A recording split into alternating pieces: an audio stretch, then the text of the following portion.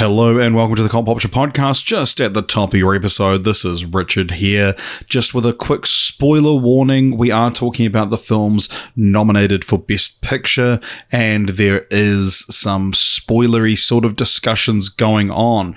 Not only do we talk about some of the previous winners, so the last spoiler warning for the last 6 Best Picture winners, but for the films nominated for Best Picture this year, I would say that there aren't super explicit spoilers. There's a lot more kind of vibe spoilers, but the main ones that if you haven't seen and you don't want to know anything about, the kind of the main ones that we might spoil for you would be Triangle of Sadness, Tar, and The Banshees of Inisherin, and Women Talking, and All Quiet on the Western Front. Those are the main ones that we, maybe get a bit deeper into spoiler territory than some of you might be okay with, but enjoy the episode.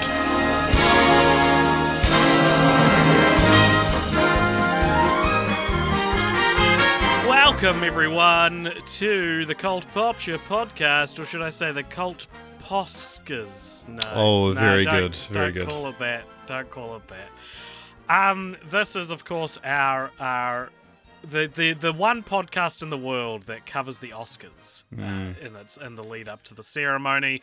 I am AJ, joined by Richard, and as usual, let's do the joke that we do every year. It's our friend slash actor, or actor slash friend, Aaron Richardson. Hi, Aaron. Woo! It's so good to be back. Yeah. So good to continue the same joke for how many years? God. 5 or 6 at least. Yeah, it's been a while. We've been doing the Oscar episode since 2017. So Wow. I don't know if the joke extends back that far. But Right on. So, AJ, we talk about the Oscars every year. Normally we do some kind of, we call it a cheat sheet. But what are we doing today, AJ, in this podcast that I'm running? Because, Richard, on this podcast that you're running, because Women Talking, a very elusive film that is not out on VOD and has not been in cinemas for public release in New Zealand, Comes out this week. we aren't able to deliver a cheat sheet episode, and that was somewhat the impetus for an episode which I pitched instead should be more about trying to predict what's going to win Best Picture at this year's Oscars based on the last 5 Best Picture winners. And we're calling it Oscars Math. Yeah! Yay! Very cool. Because everybody Excited. loves math. Yeah. So, this was an idea, AJ, you brought to us and said, hey, guys, I think we should do this. And then Aaron and I don't know if we ever fully understood what you meant. But we're And then here. at one point in the last week as well, I was like, hey, Richard, you got to take the lead on this, buddy. I'm way too swamped. Yeah. And I was like, the lead on what? So we're going to go through the last, I've added in the last 6 years because I think Moonlight is also a sort of important win. But we've got a bunch of different categories or 20 criteria. Criteria, and seeing, are there any that every single Best Picture winner of the last 6 years has fit in, and then what films from 2023 fit into that category? So, And the idea is the one with the most points we are saying mathematically is most likely to win Best Picture. Yeah. That's the goal of this episode. Are we all up to speed, boys? All right. AJ, are you able to keep a tally then on the 10 nominees? Yep. Let me. You keep talking. I'll create a tabulation. Okay. God. Well, keep talking. This is. Also, fun fact about this episode is that for the first time in I think 2 years, I will be editing this podcast, and. Yeah, so let's try and keep it pretty brief. Okay, so when it's your responsibility, it's keep it brief. I get it. Yeah. So yeah, it's pretty easy, dude. You just got to cut out every single time that you say So I'm gonna add ums. Oh, wow, you are I'm giving you the role of director on this episode, Wow. so you can do whatever you think will make the most authentic voice of yourself. Yeah. So, What do you think? Maybe Aaron should edit it. I think Maybe. it's a terrible idea. But I am impressed that for some reason the this podcast has become mathematical, and in the last year I've started working as an accountant. Yeah. So I wonder if if that's like serendipitous or just... Our accountant / actor / friend. or if it's actually like a death knell for the podcast. Exactly. Yeah. He's on his way out. It's becoming all about numbers now, not about... Yeah, you used to be about the acting, man. All right. So, the first category we're going to look at, we're up to this point, yeah? Yeah, should we do it by category or by film? Because if we're adding together the scores of individual films, maybe it would make sense to go by film? Or do you want to do category instead? We've got 20 criteria here, so it might be more expedient to go through. Well, I mean, you're running the episode, Richard. I shouldn't. I don't understand what you mean by go through by film. Like, as in, instead of going, so for example, our first category, our first piece of criteria is deals with a social / political issue. So we could do every film, all the 10 films, and whether they have a tick, or we could go All Quiet on the Western Front. Does it deal with the social political issue? Does it deal with the second criteria? We immediately started recording, listeners, and before we started recording, I said, "Shall we talk for a bit and figure things out?" No, and you said, "No, wanted to catch up with Aaron. You said, "How's everybody doing? Let's talk about the." You didn't say anything about the podcast. Okay, well, that's what I meant, whether I said it or not. So, okay, well, sorry. Yeah. Oh, what fools Aaron and I are for not reading your mind. This is some toxic vibes to start the wonderful Oscars math, the incredibly fun sounding Oscars math episode. I think it makes more sense to go through each category, and then we talk about whether those are very important as a category, and then what ones fit into it. Okay. You're the chief. Let's do it. All right. So, yeah, deals with a social / political issue. All of the last 6 winners we've said, yes, it does. Moonlight, The Shape of Water, Green Book, Parasite, Nomadland, and Coda. AJ, do you want to explain just briefly how each of those fit into that? Yeah, sure. So, well, I think a larger statement is like, in order to win Best Picture, your film has to have something relevant to say. And this is one of the only ones on here in which every film, is it the only one? It's the only one, every film, has a tick. And I think that's more a statement on like the type of film. Yeah, the woke sort of. The woke agenda. Yeah, exactly. But also, like, it's an example criteria as well. So I guess for every film that's nominated for Best Picture this year, we should go through it and see if, quickly see, does this deal with a social political issue? So I say Women Talking definitely does. It's all about, like, I've seen Women Talking, but it's about, women dealing with sexual assault in this small community and talking about whether they're going to stay and fight or do or leave. Triangle of Sadness is obviously all about like class issues. I think that definitely counts. Avatar: The Way of Water with its environmental message, I think definitely counts. Tar kind of follows on from the Me Too movement. I guess sort of a cancel culture movie. Yeah, I guess Everything Everywhere All at Once would count as well. Do you think? What do you reckon is the socio-political message of Everything Everywhere All at Once? Aaron?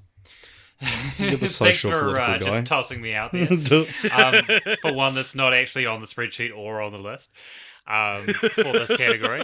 So it could be debatable. What would I say was the socio-political issue? I guess it's about this sort of, in a similar way to Minari, I guess it's sort of about the Asian diaspora's experience of, having to be different things, especially if you look at like this sort of storyline with the child in Everything Everywhere All at Once, who's sort of trying to... You can call that for short if you want. Oh, thank you. I will. I will. Yeah, I would say that. I mean, Do you think it counts? I think it does, and I guess part of that is like the film itself has like wider socio-political implications, I guess. So like rewarding that, I think, would still fit in with this criteria because essentially part of what you're rewarding is what it represents to a community, which I guess is like a socio-political thing. I think what we're struggling with here is that something like Tar or Avatar or or Woman Talking, I assume, I haven't yet seen it. The like message of those films, the whole package is a socio-political message. Whereas I don't think the moral of Everything Everywhere All at Once is necessarily social or political, but I think it has dashes of it's definitely what you're talking about. Yeah. Yeah, of course it's woke. God, it's got a woman so in I'll it. give And it a everything. point. All right, so All Quiet on the Western Front. We don't seem to have this on the list, but I would say that's almost undoubtedly about like a socio-political thing because it's like, you know, What is this list you're reading off? Because I'm just looking. I'm looking at the spreadsheet, man, and it's like the list of there? 2023 nominees that fit. Right. That extends beyond what I'm able to see on my half a page of Google Doc. That- Well, you got to scroll across, mate. You got to scroll fucking across. dipshit. Well, it sounds like it's wrong, Aaron. So maybe Well, I don't. this is the one that most is out of all the categories. I think this is the one that has the most kind of malleability. And All Quiet on the Western Front is the only one I haven't seen. AJ, you have seen it. I can confirm it is, as Aaron says, deeply, deeply political. Wow. So we can give that one a tick. What do we reckon about Top Gun Maverick? Because this is an interesting one to me, because there's an argument that this isn't political, that it actually wants to ignore the politics that the subject should be imbued with. But is that a political message in and of itself? Wow. Yes. No, I think you're right. I mean, the thing is, like, you know, it's obviously about a political confrontation because, you know, there's like a war with a foreign body or whatever at the end of the day. So that's like necessarily a political thing, but the movie itself is not like it's not like anti-war in the same that All Quiet on the Western Front is. It's almost pro-war, if anything. Yeah, war is dope. I would say it is definitely a pro-war film. And maybe that is a political stance. It's not necessarily a woke political stance. No, well, that's not part of the criteria. So for all our right-wing listeners, because we know there's a lot of them, any right-wing listeners, we're giving you a bone. Look, we're saying that Top Gun Maverick is still a political film, even if it's not woke. Yeah. So I would say, like, though, The Fabelmans doesn't really deal with a social or political issue. No, it doesn't. Unless you count the anti-Jewish sentiment that runs through the movie. Or I would say if we're saying Everything Everywhere All at Once counts, then The Fabelmans counts. Okay, fuck it. Elvis probably counts then too. Let's just no, Elvis doesn't count. Let's give them all a tick, I think. Well, I mean, the one we've missed is Banshees of Inisherin, which has a whole Irish Civil War thing going on, and Elvis. I think. Like, so the point of this criteria was to give everyone 1 point. So okay. I'm not upset if Elvis also counts. Okay, I would feel bad for Elvis if we didn't give it a point. It probably does. Because it does. They talk about how like the genre of music that Elvis championed came from like black communities, and there's the whole "here's what" thing. I think these are political ideas that fall into the movie. Again, it's like a couple of these. I don't think the message of Elvis is ultimately entirely political, but there are social political ideas in it. Yeah. All right. Well, so 1 point for everyone. Congratulations. Cool. Everybody wins. They're all in the running. Well done, everyone. So we just argue every category for every film until they all have the same amount of points. They could all win. So next one is a lot less. A lot less up for debate, I think. This is the director's first time nominated. So out of the last 6, Moonlight, Green Book, Parasite, Nomadland, and Coda all have that. Shape of Water was not Guillermo del Toro's first time being nominated. And And this is less a statement on like what usually wins and more of the cosmic coincidence, you know? Like I don't think it's more this is more of a spiritual tick for the ones that count and not So what do we got in the criteria then? All Quiet on the Western Front. Who directed that? You mean for a movie that neither Richard nor I have seen? You guys didn't see it, Aaron? It was so good. Look, I'm going to be honest with you. I watched the first 30 minutes of it and I was actively like, I don't want to waste my time watching more of this movie. Oh my god. And so I watched Triangle of Sadness instead, and it was a far better experience. Nice. AJ, well, it was directed by Edward Berger, who I do not believe has been nominated for... So I think this is his first. AJ, I noticed as well that you didn't tick Shape of Water, but I don't think Guillermo del Toro was nominated before that. Maybe Pan's Labyrinth? No. It was nominated for Academy Awards, but not... Are we looking at... Because not all these directors are nominated for Best Director. Maybe I meant that. Maybe I meant like the director at a helm of a film that hasn't been nominated before. You've made this into such a confusing episode. Or should we take Shape of Water off director's first time nominated then? No, we should add it on, right? Add it on there. Yeah, okay, that's fine. Well, now I need to... Now I need to go back and fact check all of your work. Good luck editing out the silences in this episode, Richard.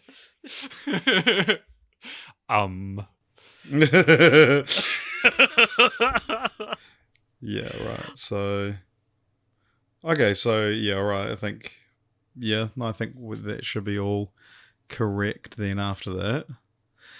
So, yeah, this year, Top Gun Maverick, Women Talking, Everything Everywhere All at Once, Triangle of Sadness, and All Quiet on the Western Front fit into this. I mean, it's an interesting trend that we have the last 6 are all first-time nominees, but I don't know that that's necessarily an indicator for winning, but yeah. But it's probably an indicator of why things are nominated in the sense that, like, generally, you know, like the early works come after a huge period of like artists working really hard on their career, and then they like break through the mainstream. And also it's like a narrative thing, which it seems to be pretty incredibly like important for a movie to succeed, is to like have a narrative, and that kind of like, you know, he's a new voice or she's a new voice, or they're a new voice.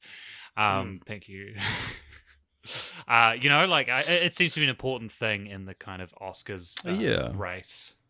Yeah, I agree. So out of the 10 nominees, All Quiet on the Western Front would get a point here because it's Edward, whatever his name is, first nomination. Top Gun Maverick is not nominated for Best Director, so I guess that doesn't get a point. Neither was Coda. Like, what is your ticking then? Huh. Maybe I guess I meant it as Best Picture, but we can delete the Coda tick then. It's still like a trend, I think. Okay. That's crazy that Coda wasn't nominated for Best Director and won Best Picture, eh? Right. I guess these stats we've just made show how rare.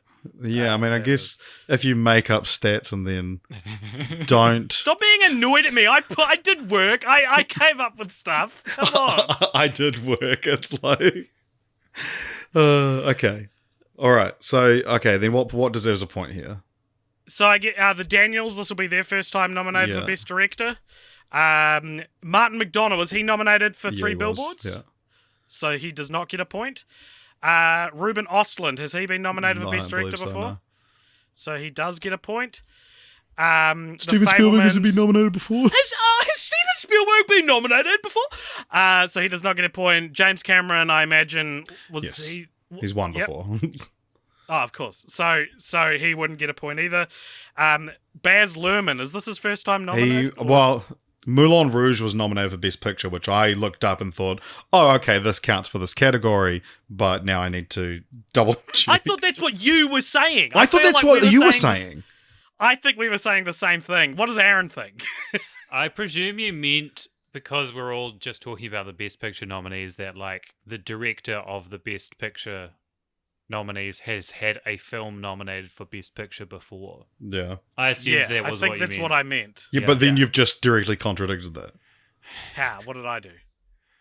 No, but we changed it. I think we changed it when you and Richard had a conversation earlier on. And that's how we got to the new thing. You've created a rod for your own back here, guys. He wasn't. Oh no, wait. So that's not the Academy Awards.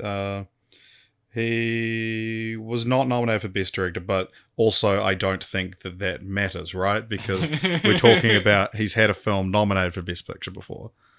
Right. So does he get a point? I don't know, man.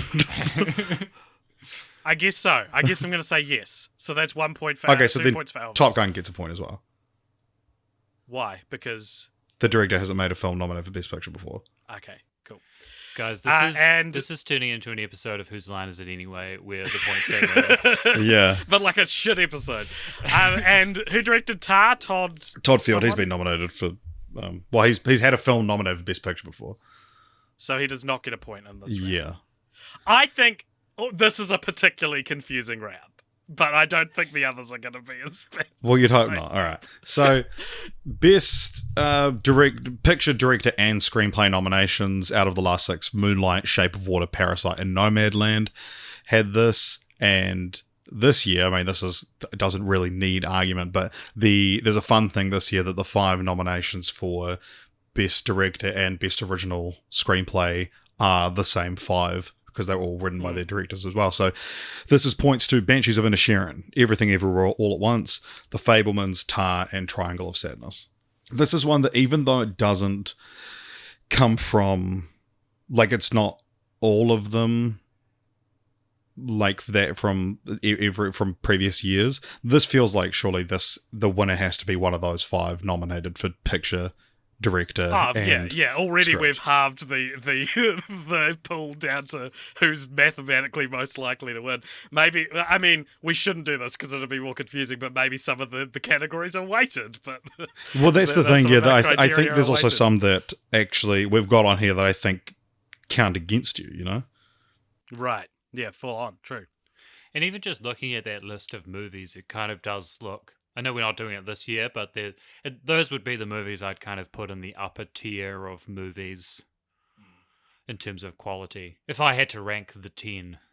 Thank God you don't have to. Yeah, thank God Matt's is taking care of that this year. So only once in the last 6 years has the most nominated film won, and that was The Shape of Water. So this is one that I actually think, it's easy to be like, oh, Everything Everywhere All at Once is the favourite because it's got the most nominations, but yeah, I mean we'll give it a point, I guess, because that's what we're doing. That's the limited scope of the design of this episode. Yeah, but I do think it's an interesting thing that it's like, yeah, it actually kind of counts against it. Another one in a similar way is that looking at what's the highest rated nominee on Rotten Tomatoes, and Moonlight was the highest rated out of its nominations, and so was Parasite. This year it's actually there's a tied win for this, which is Top Gun Maverick and Banshees of Inisherin, both have 96%. Top Gun Maverick from more reviews, so that technically makes it like a higher rating. Right. But yeah, would you believe Top Gun Maverick is the best reviewed film of this 10? I would not believe that. Well, it's true. But I would believe the most people saw it. That makes sense. Yeah, and most of them liked it. Do you think that's because some of the more art house movies have presumably got a couple of people who are like, oh, it was dumb. That's the thing. I think you think about something like Tar, Triangle of Sadness, Women Talking. I can all see why these would be really divisive films. Everything Everywhere All at Once as well. Yeah. Agreed. Just a quick break. Does this mean that Top Gun Maverick is currently in pole position, guys? I'm seeing it appear quite a lot. I would say don't count it out, Yeah, you never know. It was a good movie. It was a damn good movie. I thought it was a good movie, but I didn't like it very much. So there's 3 that we can't say yet because they haven't happened yet, but winning at the BAFTAs, winning the Screen Actors Guild Award, which the award is for like their big award of the night is for cast in a motion picture, and the Producers Guild of America awards. These award shows haven't been yet, but I can tell you that Nomadland won the BAFTA, Parasite and Coda won the SAG award, and Shape of Water, Green Book, Nomadland and Coda won the PGA award, which, presumably that's the one that weights it the most. Right, so we can't. We can't judge award a point, but just in the next month or couple of weeks as these For awards those are playing going. at home. Yeah, just keep an eye out. I would say the PGA is the one that most, is probably an indicator of Best Picture. As for the Golden Globes, which we have done, which obviously awards 2 big awards at the end of the night because they split it into drama and comedy or musical. So Moonlight won Best Drama, Green Book won, I think, comedy, and then Nomadland won drama. And so this year, the 2 winners at the Golden Globes were The Fabelmans for Best Drama and Banshees of Inisherin for Best Comedy. So we can give both of those a point. But then also the Golden Globes did award Bohemian Rhapsody. So what do they know? What do they know? And among other very fun Golden Globes controversies, to otherwise discredit them as a legitimate ceremony. So you're looking at the ones from past years which have a minority lead. You have Moonlight, obviously Shape of Water, the main character is deaf, as well as in Coda. Green Book, obviously deals with racism pretty heavily. And then... Yeah, I'd agree. I would agree with that. And then Parasite, I guess, I mean, it's... I guess them, they're considered minorities Parasite in American film. is a minority lead in the sense that Parasite as a film in the American awards ceremony that is the Academy Awards is a minority film in itself. It just wasn't made with that in mind because it was just made in the country. Made in a country where Korean people are the majority. And then your Nomadland is like, it's a woman. But, well, I think Nomadland is the homeless almost, right? Yeah. Yeah, sure. And then, that's how I would look at it. I mean, so this year you've got Everything Everywhere All at Once. I would say Tar as well, actually. The character being a lesbian. Lesbian, yep. And what else? Top Gun Maverick. Not a lot of people in the Navy. Okay, let's pump the brakes on what we're defining as minority. All Quiet on the Western Front, I wouldn't say is a minority lead. Top Gun Maverick, I wouldn't. Women Talking, I mean, are women a minority? I would say they're woke, but they're not a minority. Yeah. They're woke to have in your film, but I mean, to be not. fair, they probably are a minority when it comes to film. Isn't there a statistic that's like 70 or 80% of speaking lines go to men in films or something? I'd believe it. Yeah. So, So do we get down. Do we reckon Women Talking counts? Aaron, what do you think? I want your opinion. Probably not strictly speaking. I don't know. Okay. I mean, oh my god, that cat just did a backflip. They are lower class in Women Talking. I believe that's true. I mean, like, well, they're in like a isolated religious community, and they don't know how to read or write. But they are my all face white, lit up when you said that. I was like, that could be a minority. All right. Well, maybe it's like we'll give it. I think it's more woke to not consider women a minority. Okay. Well, then let's follow in those footsteps. Then. Okay. Very feminist of you, Richard. Treat them equally. Everywhere All at Once, yes. Banshees of Inisherin, no. Triangle of Sadness is not a minority lead, but has like prominent minority characters in it. But I wouldn't say it's a lead. The Fabelmans, that would count, right? I mean, this feels like a dicey. It does. to be discussing. I think the Fabelmans would count. Okay. I guess at that particular time, I mean, that's a really kind of nebulous thing to talk about, is like that concept of whiteness. Like, I guess at that point, it's like, were Jewish people accepted as being white? Because like throughout, the last 100 years, there have been like different people accepted into like the white club. Which is a horrible club to be in. I want to get rid of my membership. It's a dicey club to be in, yeah. Avatar: The Way of Water. Yeah, so this I'm is going to one say this is not applicable to this criteria because they're not a real race, right?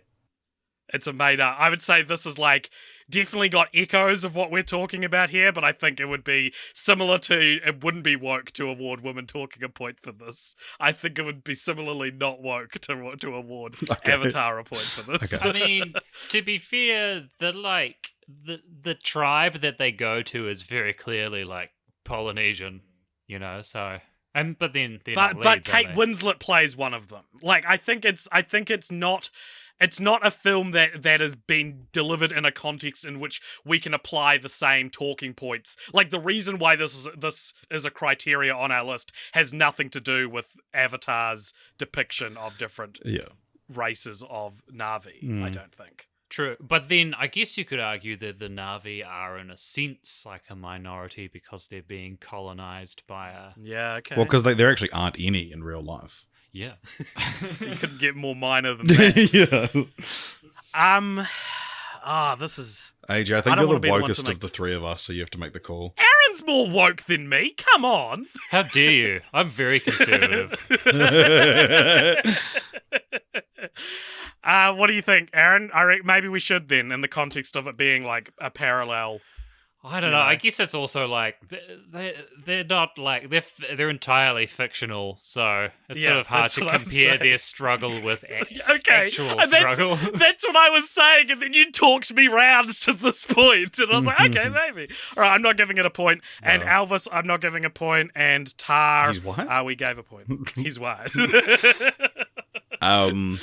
So the next one is traditionally unlikely to even be recognised. This is an interesting and subjective award, but I think with the 6 films we're looking back to, I think it's not going to be too controversial to, give points from previous years. What have we got for traditionally unlikely to even be recognised? So Shape of Water being like a fantasy film, and Parasite being a foreign film. Yeah. So those 2 films, I think it's not unfair to say, like, when these films were nominated, and you could say the same about ones that didn't win Best Picture, like Get Out or Mad Max Fury Road, there was like wow, this is a not a very Oscar-y film to be nominated at the Oscars. So if we go through the Best Picture from this year, I would say All Quiet on the Western Front is not a surprise that it was nominated. Yeah, I think all of these, apart from Everything Ever All at Once, Top Gun Maverick, and maybe Triangle of Sadness, are ones that I could have told you a year ago this would have been nominated. Yeah, so we're going to give points to those 3 then? Yeah. Right, so Everything Everywhere All at Once, Top Gun Maverick, and Triangle of Sadness. Wait, why are we saying Triangle of Sadness would be unlikely to be nominated? Because it's like, I feel like they often nominate the film that wins the Palme d'Or. Are we talking about the kind of movie that it is, or?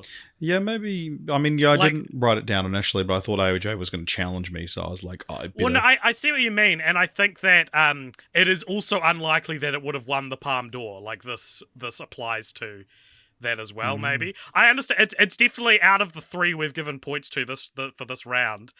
It is the one that I'd question the most, I think. Do you not think we should give it a point? Nah, I don't know. I guess it depends what you're saying it's unlikely to be nominated for. Like if you're saying it's because it's like an art house movie or a foreign film or whatever. Or I a guess slapstick comedy. What's specific about the movie are you saying makes it unlikely to be nominated? The vomiting and diarrhea. Although that's a legitimate answer. I reckon part of it is like how juvenile a lot of the film is. Yeah. I was going to have character shits as one of them, and have Nomadland and Triangle of Sadness. Weirdly, like, it's weird if a juvenile film gets nominated for an Oscar. However, a character shitting or vomiting or pissing seems to be like these human moments. Yeah, it's the Academy loves. Yeah. I reckon, I'll say this, when Triangle of Sadness was nominated, I was somewhat surprised to see it there. Well, then that's a surprise right there. That's it. Yeah, and Everything Everywhere all at Once is traditionally unlikely to even be recognised because it's like probably more in the flavour of like modern tentpole popcorn blockbusters than and also the fact that it came out in like May. Yep, there you go. Although Get Out actually came out before the previous year's Oscars. Wow. Yeah, it came out in February. So. And Top Gun Maverick is, again, it's sort of more of a crowd-pleasing blockbuster that feels like it got nominated because of how successful it was like on paper as opposed to like its Oscar ability, credibility. And I was thinking, how often does a sequel get nominated for Best Picture when an original wasn't? Do you want the actual numbers? Well, I guess because it'll be a small number how many sequels have been nominated anyway. But like, you know, like I can think of Mad Max Fury Road getting nominated, and the first one wasn't. But I don't know if I can think of any more. I think it's very interesting that Top Gun Maverick was nominated, despite the Toy first Story one 3. not being. Oh, yep, there you go. Yeah, that's a good point. Silence of the Lambs, technically. It's not really a sequel though. It's a reboot. It's like a restart for the franchise. Yeah, yeah. There you go. Alrighty. So for one, people keep wanting a score update. In first place currently, Everything Everywhere All at Once is on 6 points, and then no one's on 5 points. But Top Gun Maverick, Banshees of Inisherin, Triangle of Sadness, and The Fabelmans are all on 4 points. Right on. So the next is surprise win. So a similar criteria. Yeah, very similar criteria. So we have Moonlight, because the Moonlight La La Land. I mean, that's also, it was a surprise because of how it played out on the night. It wasn't maybe necessarily an actual surprise that it won. Green Book, again, is like, that was kind of a weak year, so that's sort of hard to say. Parasite, again, it's like, it wasn't maybe that massive of a surprise on the night. And then Coda, I think, was a surprise. Yeah, like Coda and Green Book, I think, are surprises because it's like a lot of people probably perceived them as the weaker entries in the canon that year. And Parasite, I think, was like, it was maybe a slow burn of a surprise. Like, it wasn't like and the Best Picture goes to Parasite, oh my god. It was like, as the Oscars were coming out, people were like, is Parasite going to win? So I'd still count that as a surprise win. So therefore, when we go through this year's top 10... Okay, I want you to say, 10, and the Oscar goes to, and read out, and Aaron and I can see how shocked we are. Surprise? Okay. And the Oscar goes to All Quiet on the Western Front. Oh, that's a bit of a surprise. Wow, so that gets a point. Yeah. That's a massive surprise. That is I couldn't even get through 30 minutes of it. And the Oscar goes to, the Best Picture goes to Top Gun Maverick. I've said many times I won't be surprised if it wins, so that can't have a point. I would be surprised. That would very much be a surprise win, but I've said I won't be surprised. So yeah, that could have a point. I will give it the point. It would be a surprise, but also for some reason there's a part of me that's like, as soon as you said it was like, yeah. Just because it would be hilarious if they just gave it to Top Gun Maverick. They're just like, fuck it, we'll give it to the most delightful movie of the year. And the Best Picture goes to Women Talking. That is a genuine shock. This would be shocking if it got Best Picture, considering it's currently at the bottom of our criteria. I also I don't want to sound sexist, but it's from what I've seen, which, or not including All Quiet on the Western Front, it's maybe the weakest film, I think. Right. Yeah, it's just... You sound sexist. it's like, I did really enjoy it, but it is one that's like, you... Yeah, I think that... Yeah, it's not for you. Well, no, it just could have been like, because it's essentially a one location movie, and those are hard to get right, and so it's like trying to keep that cinematic doesn't always work necessarily. Right. And the Best Picture goes to Everything Everywhere All at Once. Now, despite this being traditionally unlikely to even be recognized, I would not be surprised at all. Yeah. This no. From my perspective, as you know, as a young person on Twitter and Letterboxd, this is obviously going to win Best Picture. You know. Yeah. But I can understand the other side of that coin as well. So I don't think we should give it a point. Yeah, Banshees of Inisherin as well. I think that is a favourite. I think that's going to win. That's my personal bet. I'll bet you guys $10,000 that Banshees is going to win. Okay. Best Picture goes to Triangle of Sadness. Would this be a surprise? Yeah? Yeah. So we're basically just giving points to the least likely ones to win. Yeah. The Best Picture goes to The Fabelmans. Not this surprised. would not surprise. I would not bat an eye at this one. Best Picture goes to Avatar: The Way of Water. That's a surprise. This would be a surprise. Best Picture goes to Elvis. That's shocking. You reckon? I reckon it's somewhere in between the two other. Nah, I think I'd still be sides. shocked. Yeah. It that's a doesn't good seem like it will win. It doesn't give the vibe. And Best Picture goes to Tar. What do we reckon? Oh, okay. I don't think I would be shocked. Yeah. Neither. I'd be like, interesting choice, but of course. Yeah, I'm not shocked. All right. So another one this is one that I actually think counts as a point against something is the highest grossing nominee. Out of the last 6 years, the only one that was the highest grossing one was Nomadland, and that's because it's the only one that received a proper theatrical release that year. Ah, right. So it's a quite a null and void kind of. Yeah, and also that's including the box office boost it would have got from winning. Yeah. Well, that's complete bullshit then. Yeah, so I would say point away from Avatar: The Way of Water. Take a point away from it, you reckon? Yeah. All right. Okay, it's back down to 1. So I think editing nomination is another one that's like one of the sneaky little, sneaks in there as being one of the kind of most important ones. And yeah, Telltale signs. Of Moonlight, Shape of Water, Green Book, Parasite, and Nomadland all had editing nominations. But keep an eye out on the night because none of those films won for editing. Right. So they have to be nominated but not win editing. And the 5 nominees for editing this year are Banshees of Inisherin, Top Gun Can you say Maverick. them slowly, please? Banshees of Inisherin. Top Gun Maverick. Yep. Elvis. Yep. Tar. Yep. Everything Everywhere all at once.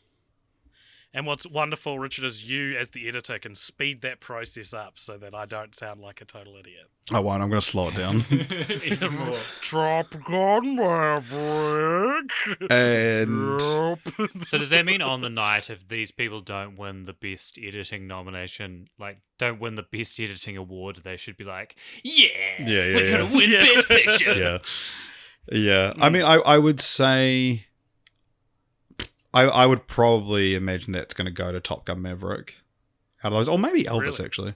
I think it'll go to Elvis. That's what I'm. It's because it's the That most movie editing. is but not in the same way we usually cynically use the term most editing. It's a film. Every film is this, but you'll know what I mean. Elvis is a film built on its edit. Right. Like Yeah, I that's, mean, that's that is the every narrative film, though, device. AJ. You sound stupid. Yeah, okay. Thank you for taking me seriously, like I asked. So the Toronto International Film Festival, all of the previous winners apart from Coda played at the Toronto International Film Festival. Green Book and Nomadland both won the People's Choice Award, which was won by The Fabelmans this year, so we can give that a point. Okay. And the films that played at the Toronto International Film Festival were All Quiet on the Western Front, Banshees of Inisherin, The Fabelmans. So does Fabelmans get 2 points? Oh, no, sorry. Yeah, I mean, obviously the Fabelmans gets a point because it's already there. Triangle of Sadness and Women Talking. Should Fabelmans get 2 points because it won and played? It just did that in the opposite order. It played, then won. Yeah. So should we give it another point? Yeah, for why that, not? then? All right. It does seem to be an Sweet. important category somehow. We've ended up with, deals with socio-political issue, editing nomination, and played at Toronto International Film Festival as the 3 most important indicators. Yeah. Well, also another one, I haven't written the 1 week, this is one we have to go through the films of this year, but out of the last 6, Green Book I think is the only one that doesn't have a bittersweet ending, or what you would call a bittersweet ending. Moonlight has some sort of, the whole rekindling of the romance, but, he's kept it suppressed. Shape of Water has her maybe dying, maybe becoming a fish monster. We don't really know. Green Book just has them becoming friends and he learns to be less racist. Parasite has the ending of where you don't really know if what you're seeing is true or not. Is that bittersweet or is that just bitter, though? No, I would say it ends on a hopeful note. You think Parasite ends on a hopeful note? Yeah. I reckon it ends on a hopeless note. I reckon the end of Parasite is, of course this will never happen. Yeah, no, but it's the character wanting to believe that. I don't know. I think I'm. Let's go to Aaron for Yeah, the let's- tiebreaker. Guys, I've not seen Parasite. What? That's the most crazy tiebreaker I've ever heard in my life. Have you not watched? Didn't we watch were we doing this podcast when Parasite came out? I don't know how, but that's the only one I didn't see that year, I'm pretty sure. Yeah, I haven't seen it. I still haven't seen it. So It's very good, Aaron. yeah, I know I would enjoy it as well. But as soon as you guys started angling towards, there's a tiebreak, I was like, oh no. Here I go, exposing myself. I don't want people to not respect my opinions. I don't know, man. I think it's not bittersweet at all. I think it's definitely bittersweet. It is hopeless. I reckon. And it is I reckon sad. it gets a point because I'm editing it, so I can just cut your opinion out of the podcast. You can actually change my opinion so that every time I'm talking about Parasite, I'm like, I agree with you, Richard, that it has a bittersweet ending. Yeah. And So you can also cut out the fact that I've never seen Parasite. So no, that's gonna go. That's gonna repeat. He's gonna loop that. so Nomadland. It ends. I mean, Nomadland's a very just sort of like Bittersweet movie. Yeah. And Coda with her leaving her family, but going on to this school, I think is a bittersweet ending. Mm-hmm. So yeah, let's go through. All Quiet on the Western Front has, from what I understand, an incredibly bitter ending. Yeah, well, that's what I'm saying. Like, I would put it in the same category as Parasite. Yeah, well, see, I wouldn't though. It is not sweet at all. It is macabre and Yeah, unlike Parasites, which has that it is bitter, but it has that sweetness to it. I think it has that innocence. It's a bitter, innocent ending. Like a good 75% chocolate. So. Top Gun Maverick. That doesn't have a bittersweet ending. No. I thought you were gonna be like, kind of, and I was like, what are you talking about? It's so Women sweet. Talking does have a bittersweet ending, I would say. It does. All right, I'll take your word for it, even though I You disagree with categorically do not trust your definition of bittersweet. Everything Everywhere All at Once.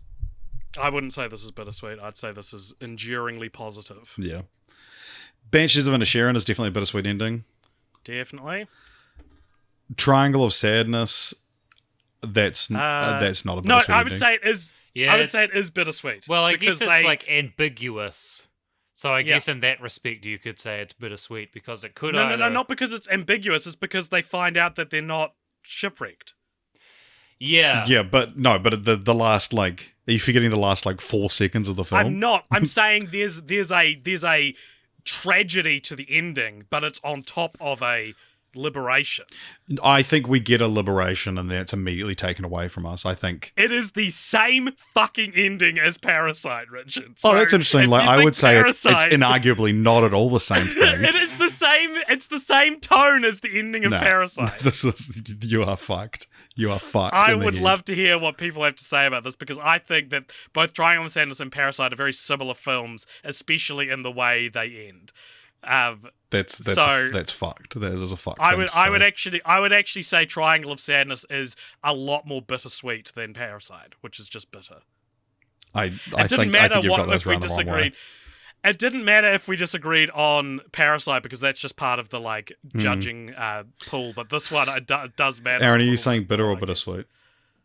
Or sweet, you could say as well, I guess. You could say it's sweet if you want to take that position. See, I actually thought it was a real hopeful ending. Well, I guess because it's ambiguous. That's my point. Yeah, I guess it's bittersweet. Yeah, I would say it's bittersweet, but I would say that comes from the fact that we don't know whether it will be ultimately a hopeful ending where they're like, oh, cool, we found salvation, let's rock and roll and do this thing, or whether the lady is gonna smash her head open with a rock. I reckon. Don't give it a point.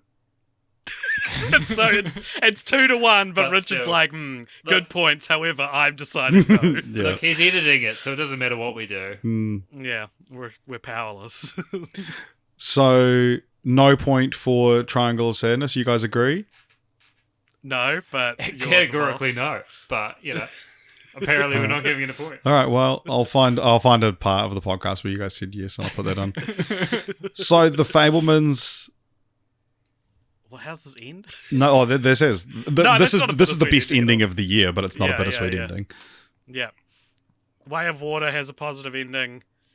And Elvis has... How would you describe the ending to Elvis? Elvis is just a depressing ending. Yeah.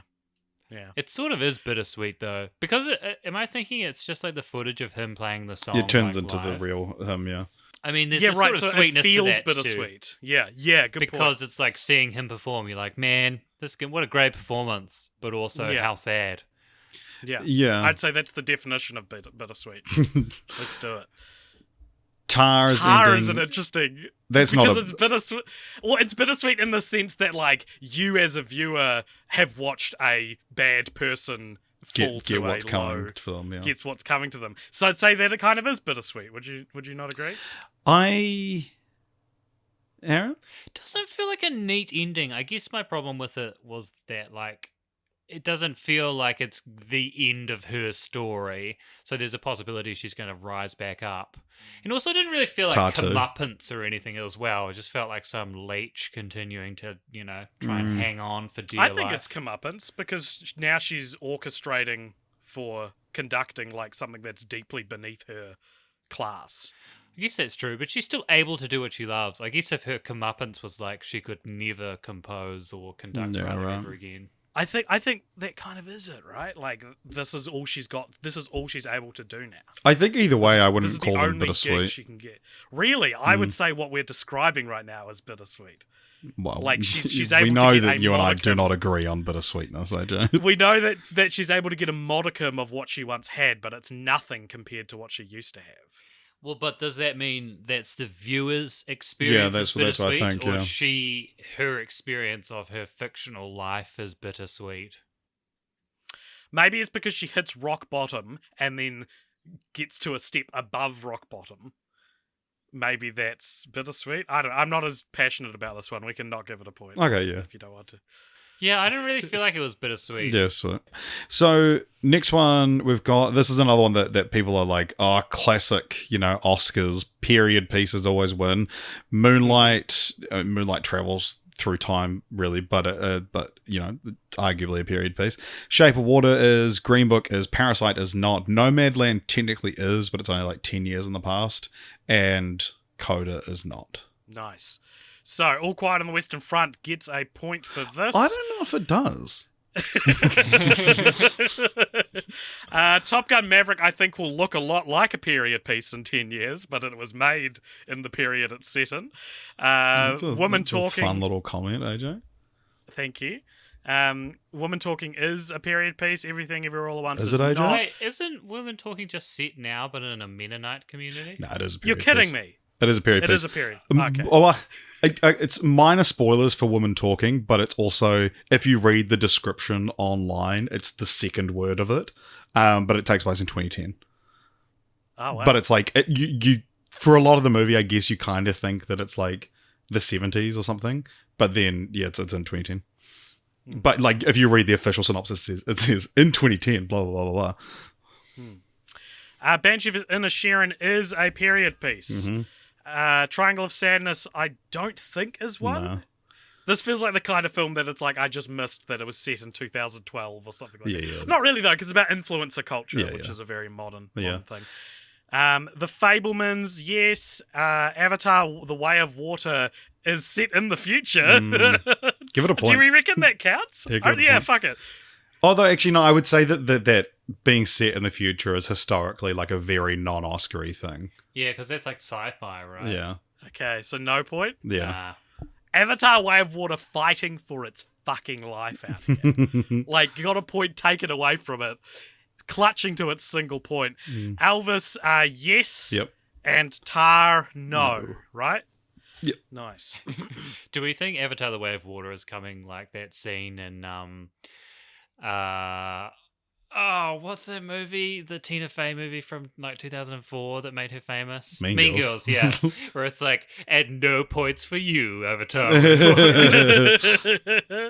Yeah. And the last one we've got was the lead of the film nominated for acting. So Moonlight, no, but Mahershala Ali won for supporting. Shape of Water, yes. Sally Hawkins was nominated. Green Book, yes. What's his name? Viggo Mortensen. Viggo Mortensen was nominated. Parasite didn't have any acting nominations. Nomadland, Frances McDormand won, and Coda, Troy Kotsur won, but that was for supporting. So who's nominated this? Which films are nominated for best So actor? let's go through Everything actress Everywhere this year. All at Once is, All Quiet on the Western Front is not, Top Gun Maverick is not, Women Talking is not, Banshees of Inisherin is, Triangle of Sadness is not, The Fabelmans is not as well. What else have we got? Avatar is not, Elvis. Tar is, Elvis is. That's it. Yeah. All right. So we have our results, guys. We have what is mathematically the most likely to win Best Picture for 2023. Shall I do a top three? Shall we go in third place? All right. In third most likely. So, third most likely on 7 points. We have a tie between The Fabelmans and Elvis. They each have 7 points. In second place, we have, surprise, it's Everything Everywhere All at Once on 8 points. Wow. And leading the charge on 9 points, winning 9 points from a criteria we made up that is absolutely filled with blind spots and conjecture. Winning with 9 points is the Banshees of Inisherin, and I'm happy with that. I think that is the most likely win. Yeah, I think for this year. that's a likely win. I would not be surprised if that got the BAFTA win, definitely. And yeah, like looking at the ones that are, sort of still to come. Yeah. I think that's, and it's got that editing nomination, even though it's not like a super edity film, so I don't think it will win that. But yeah, I think Banshees of Inisherin is probably a pretty safe bet at this point. And I think that we maybe will see Everything Everywhere All at Once come away with the most awards. Well, that's nominated the most, so yeah, that would be that is true. Likely. I think, imagine if we're right on this. Wouldn't that be gratifying? I hope this wins now, just so we can be like, yep, we worked it out. You don't need to tell us. We know. We worked it out. Yeah, and like if Bong Joon-ho comes out and talks about the bittersweet ending of Parasite. yeah, that'd be amazing. For some reason that he would do that. Yeah. Cool. Well, that's the episode. Well, look at that. By the time we finish recording, we'll have gone over an hour, but right now we're under. I thought this was a fun little bite-sized Oscar episode. I think once we understood the concept. Yeah, very late on the piece. Trust me. You just need to trust me. Aaron, thank you for your expertise once again coming on our Oscars episodes. We will have a couple more Oscars episodes, or at least one more coming out in the following weeks. Next week we are returning to Film Franchise Fortnight, so be ready for that. For Mary-Kate and Ashley Olsen. If you enjoyed this, everyone, then please consider supporting us. You can like Popture on Twitter and Instagram.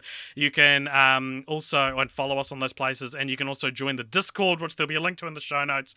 And of course, support us on our Patreon, patreon.com/Popture, where you get to tell us which films to watch. You get to tell us what you thought of the films that we do watch. You also get to provide something which we call the post-credit scene, which is coming at you after this music ends. Gentlemen, what do you guys think about Avatar coming last with 1 point? It had 2, but we snatched one away from it. Well do you think this is an incredibly well deserved? Well, honestly, just like you could have trimmed in an hour off that movie and it would have been just as good and probably more coherent. Yeah, but why would you though? Why would you win underwater, Richard? They filmed underwater. That's what the subtitle should have been. Avatar, they filmed underwater.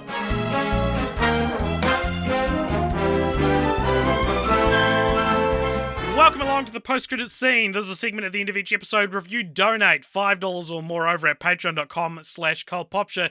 You get to give us something to talk about in this, the post-credit scene. Aaron and Richard, what is the post-credit scene? This starts from Joe Rundle, who says, I think someone has asked this before, but if you could live as just a standard human in any franchise you have watched, what would it be?